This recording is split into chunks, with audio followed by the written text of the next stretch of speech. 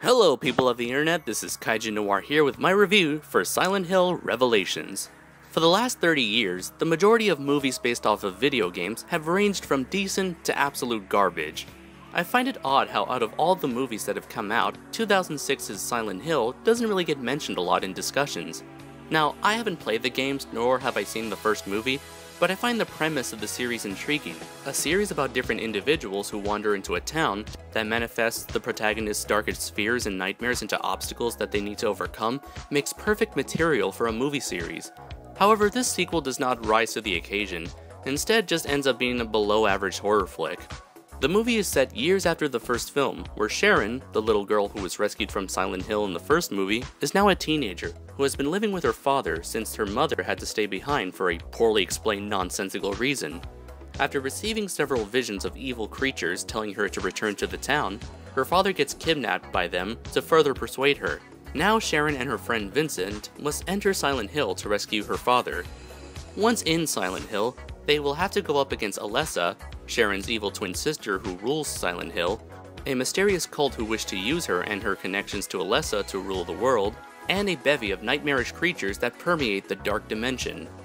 This story was adapted from Silent Hill 3, which was a continuation of the first game, which in turn was adapted for the first movie. The story and its characters all felt rather generic and cliché, with no real outstanding performances from any of the actors. The plot also suffered from logical holes in that several events would contradict the rules of how Silent Hill works, as well as how incompetent the police act in this film.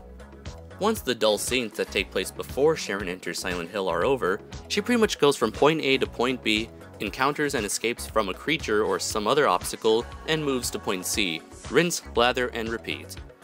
While this does not directly affect the movie overall, it does hurt it as a proper adaptation of the video game series, and that is that the movie missed the whole point of the series. As stated before, the mysterious forces of the Silent Hill games preyed upon the protagonist's mind and have him or her confront their inner demons as they fight for their life. Here, the protagonists just fight whatever monsters from the games they come across, with all of their symbolism sucked out. When it came to the actual look of the film, it looks amazing and in my opinion, the only thing they got right.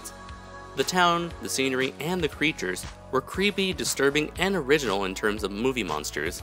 However, I find it odd that Pyramid Head was in the movie so much, despite the fact that he was in neither Silent Hill 1 nor 3. Silent Hill Revelations was the first movie that I saw this year in 3D. Why? Well, your guess is as good as mine. The opening title sequence had this cool snowing ashes effect, but right after that, the 3D became almost non-existent, with the exception of some dismemberment shots. Finally, we come to the horror aspect. It certainly looks scary, and feels scary, but unfortunately the majority of the movie set pieces are filled with jump scares, which to me is just plain lazy, and ultimately ruined the movie for me. I wasn't expecting much from a Silent Hill sequel, and while I was genuinely impressed by the effects, atmosphere, and the creature and set designs, the average story, dull characters, and annoying attempts at scaring the audience made this a disappointing experience for me, which is why I'm giving it a 2 out of 5. Hopefully they can start anew with an adaptation of Silent Hill 2, which I hear is the best of the series. On second thought, let's hope they won't do that. Until next time everybody, take care.